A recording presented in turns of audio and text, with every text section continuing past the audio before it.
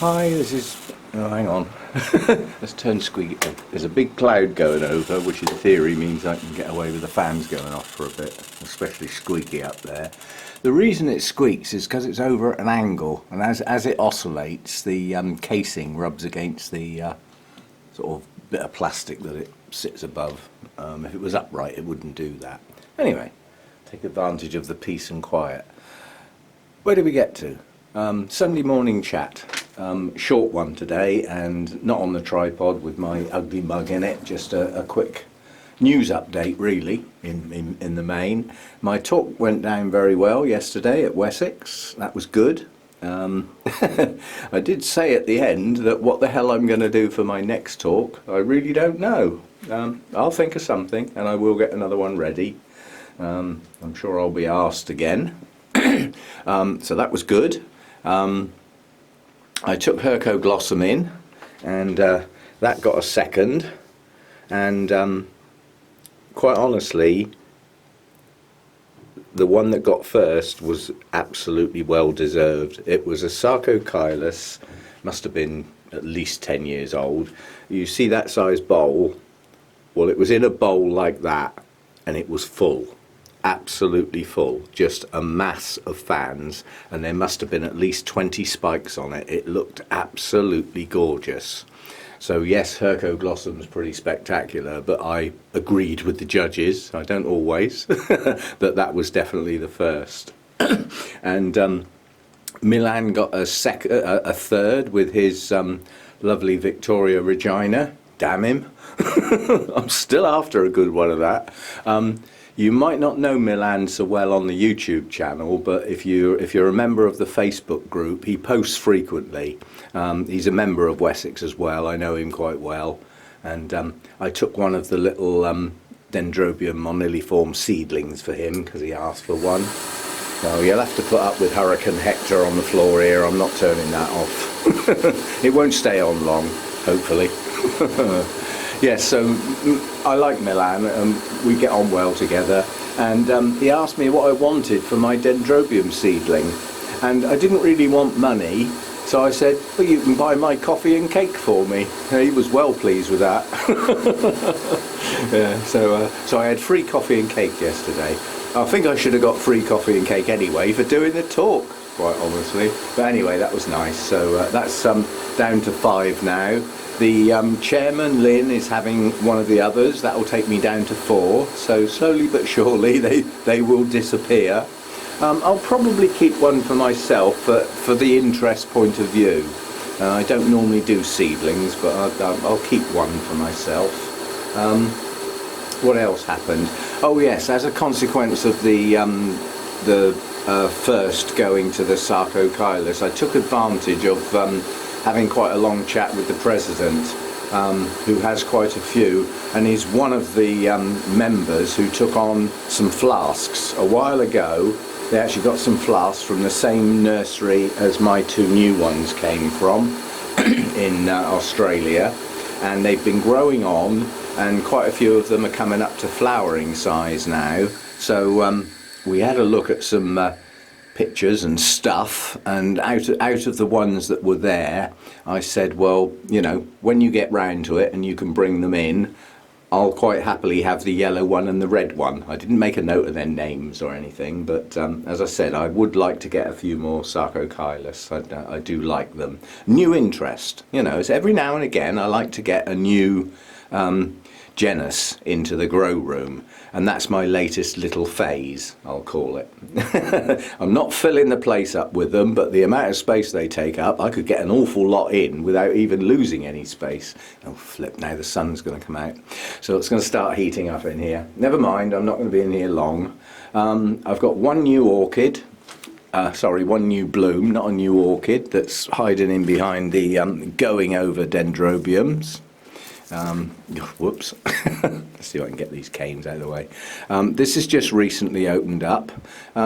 This blooms on and off. I've only got 2 spikes on the go at the moment. There's plenty more growths that should push up some spikes later in the year, but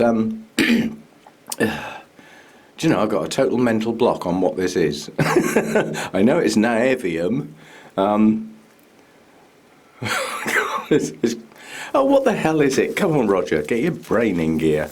I bet the label's faded. Oh, it says odontoglossum, but probably reclassified as oncidium. I don't know what's the matter with me this morning. I'm brain dead. These are very, very attractive blooms. Very, very attractive. It's not just the combination of the colours, it's the patterns and the shape. You know, lots of curly edges and things like that. So I'm pleased to see that one back again. But that's my only new bloom at the moment. The spikes on the Shelob Tolkien are pushing on. Other things that will come soon. We've got a Shari baby spike over here that that should be open within the next week or so. So that'll be another one to come. Some good news down the bottom here. My Dracula Bella, I think this bud's going to make it, and it's hotly followed by 1, 2, 3, 4 more spikes. There's actually 5 spikes on that at the moment, so I'm well impressed. Unfortunately, there's no chance of them all being out at the same time, but these two could be. This one will be first, obviously, and it'll be followed by that one, and maybe they'll overlap. And then we'll probably get this one and this one close together, maybe with that one as well. That one's only just poked out of the pot. The other thing is, right down the bottom here are my 3 Miltoniopsis that, I was disappointed to find the virtually no roots on the things, and Fusarium, and they got off to a bad start. But looking at these a bit closer this morning when I watered them, they've all got signs of new roots coming. Now, providing those roots progress okay, I think those are going to make it. So off to a bad start. Not the best time of year to be trying to develop a root system when it's warm. It would have been much better if they were, if they had a cooler period to get going. But they're doing okay. Certainly not keeling over. They're not dropping leaves. So I think they're going to make it. I think they will be okay. I'm reasonably confident now, I suppose, is the expression. I'm not going to say they've made it until they do, but yeah. And thanks for everybody who's joining in with the Facebook group. I am rejecting quite a lot of membership requests nowadays. As I explained, they're just Facebook trawlers. They don't appear to have any interest in orchids on their own sort of page. They're members of like hundreds of groups. They just seem to spend all their time going around trying to be a member of everything in sight. And if you're a member of hundreds of groups, you can't possibly spend much time on each of them, or even any of them. So they wouldn't be a lot of benefit to the group. I do feel a bit bad sort of rejecting requests, but I am being quite harsh. People that come from the YouTube channel, they're straight in. Yeah, as far as I'm concerned, they wouldn't be watching the YouTube channel if they weren't interested in orchids. So they're straight in, no questions asked. But I still want that question answered. Anybody who applies to join, the question's there for a reason. Yeah, it just shows. It's the equivalent to me of the little button that you get on some places that says, "I am not a robot, tick box." Yeah? Well, answering the question is the sort of equivalent to that. As I said, I'm trying to keep out the trawlers and the time wasters and people with strong views in certain directions. I don't want that coming into the group. Hello, it's Hurricane Hector's off again. It shouldn't stay on too long. Yeah, so Facebook group I'm pleased with. Thanks for all the people that are subscribed to the channel. I hope you're still watching the adverts on the front. The little pop-up ones that happen during the video, the little sort of banner ones right down the bottom of the screen, they actually count. I wasn't sure about those, but they do actually count towards revenue. Obviously they're not anything that's playing, they're just a little bit of information at the bottom. And yeah, so they count as a watched advert as long as you don't hit the Xbox and shut them straight down. They don't stay there long, they're not a big deal. And yeah, so thanks for those of you who are watching the adverts on the front. It helps me with some pennies, you know, for new orchids, visits to shows, help with the transport, help with the kit, you know, paying for giant bits of kit like that. That was not a cheap bit of kit, but I'm hoping it's going to last for years, and it certainly does the job. Well over and above the 3 ultrasonic ones I used to have to do, which I had to fill up every single day when it was warm, and they didn't do the job that well. Certainly not in the warmer weather. Whereas this one, when I get the RO unit out, all I do is fill the tank up, and it lasts. You know, it lasts between those RO unit days, so I don't have to fill that up. That just does its thing between using the RO unit and filling up my water containers. So I'm well pleased with this unit, but it wasn't cheap. I mean, that was over £200 worth, and that was on a special offer with £100 off. So, but I'm glad I didn't get the bigger one. I mean, that was £500. That would have been a silly amount of money, and that was for a 30-foot greenhouse. You know, I mean, I wouldn't have been able to see across the room with that thing. This thing does the job. I'm happy. Bit noisier than I was expecting, but it does the job. So I'm pleased with that. What else was I going to say? Oh yeah, any suggestions for a talk? Don't forget, this is an Orchid Society talk, so all the members are orchid people. In amongst them are some beginners. It's not very often you get a total beginner at an Orchid Society, but you do occasionally. You could class them as mainly growers, and in amongst them are some real long-term, highly experienced growers, including some British Orchid Council RHS judges. So they're right up the top end in the orchid world. So it's a hell of a mix to try and do a balanced talk to.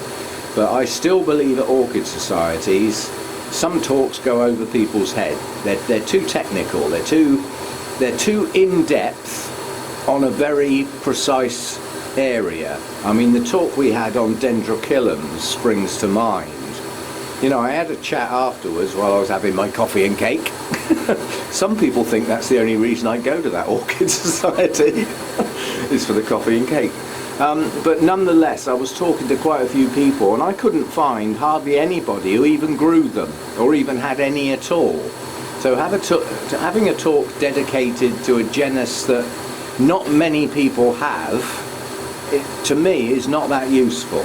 Okay, it might encourage some people to try them, but yeah, you know, talk has to be general enough to please most of the people, and to really please a fair few of them. And you know, that would be the best thing to do. So any ideas, gratefully appreciated. Yes, so that was yesterday, and I'm not having a lazy day today. I've actually got a busy day, but it's non-orchid related. I've got paperwork and some lots of emails to sort out and things like that. So I'm having I call it a lazy day because I'll spend most of the time sat at the computer, which is not exactly doing much, is it? Not exactly the hive of activity, but some of these things have to be done. I think the next dendrobium we're going to get is the Friedrichianum. The buds are starting to shape up here now. There's a lot of them. A lot of them are tangled up in the leaves up there, but there's a lot of them, so that's going to be a pretty good show. And the Hercoglossum's going to be out a while. Poor old Nestor and Anosmum are going now. They're starting to look quite sad, starting to get crispy edges. They'll all be on the floor in a couple of days, you know, to clear that lot up. Yeah, so that's about it for today, really.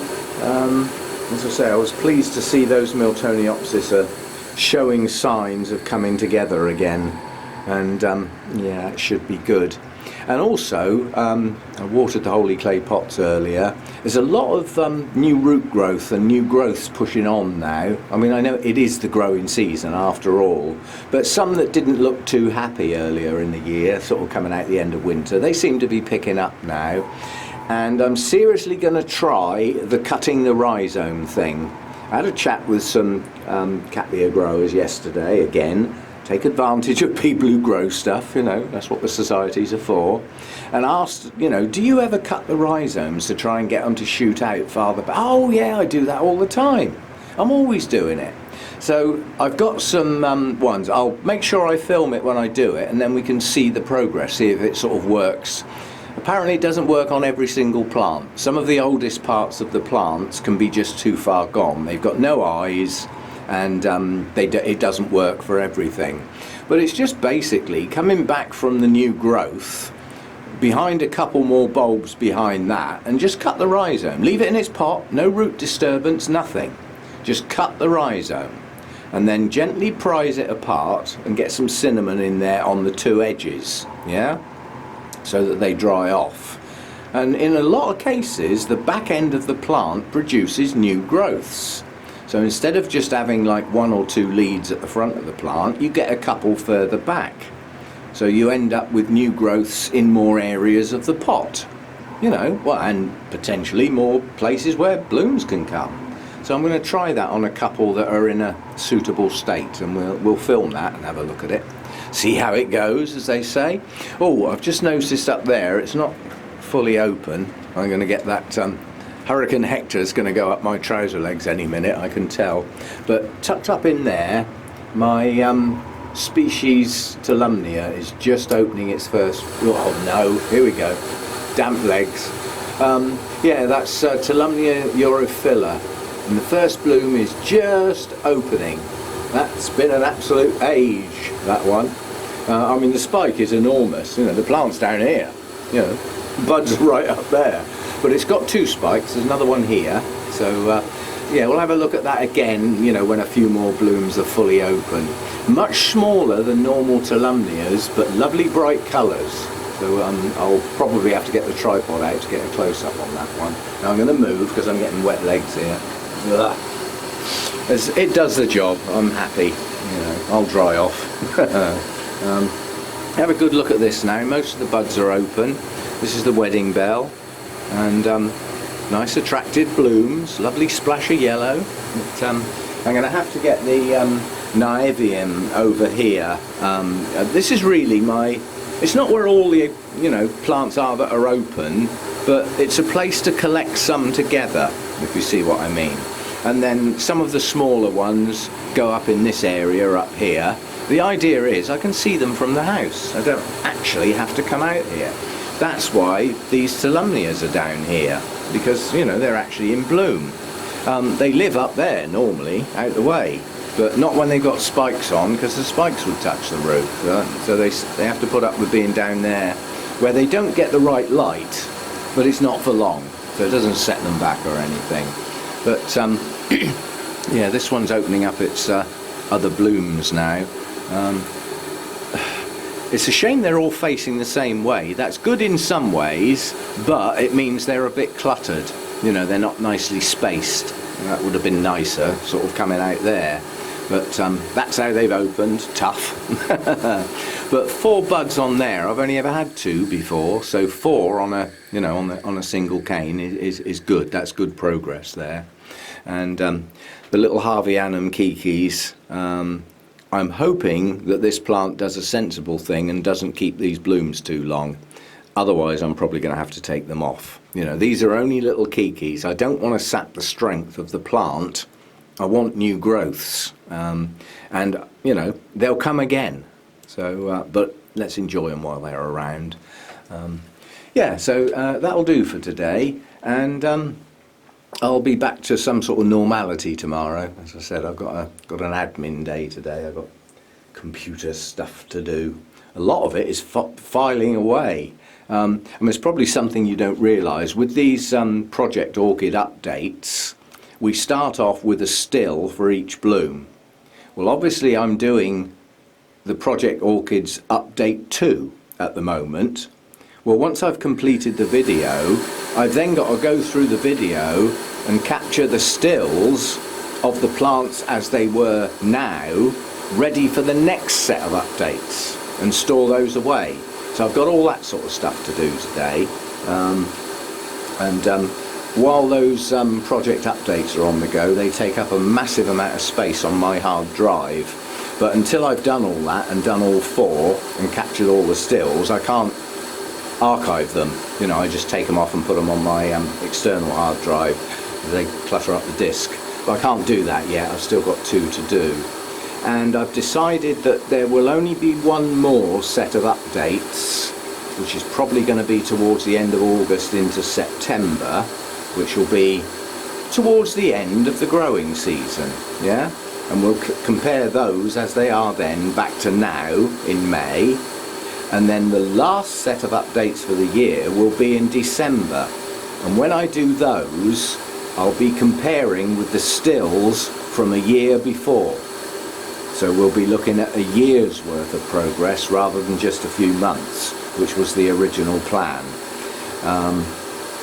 I might even include both stills. The stills as they were a year ago and the stills as they were in the previous set of updates, but that might get a bit cluttered, and we're nowhere near December yet, so I've got a long time to think about that. So yes, at the end of my talk I did put the word out. I did say I'm not looking for any more orchids, but I'm still after a really good version of Victoria Regina. I didn't get any flipping volunteers. Several people come up and said, oh, I've got some young plants, do you want one of them? I said, well, no, not really, I want to get a good one. But it's our coach trip next Sunday. We're off to Burnham's, and I might be able to bully Sarah into taking a chunk off of one of their specimen plants for me. Quite honestly, the price is irrelevant. For the right plant, I don't care what it costs. It's YouTube money, and I want a good one of those plants. I don't want another young one. I don't want a seedling. I don't want, in one case, you know, one of the ones I bought quite a few years ago arrived dead. I certainly don't want one of those ever again. I shan't be using that nursery ever again. They argued. They said, oh, it's not dead. Yes, it flipping is. It's totally shriveled. It's got no roots and no leaves. And it's dead. Anyway, I got my money back. So yeah, still after a good one of those. And obviously next Sunday the coach trip is to Burnham's. I will be filming the nursery while I'm there. It's not going to be an easy day to film, because I am arriving with a coach load of flipping orchid loonies that will be spilling out all over the place, getting in my way. But I'll do my best to get some good shots and have a look at the plants and have a look around the nursery, and you know, get a nice video together for that. Yeah, so anyway, see you next time. Thanks for dropping by.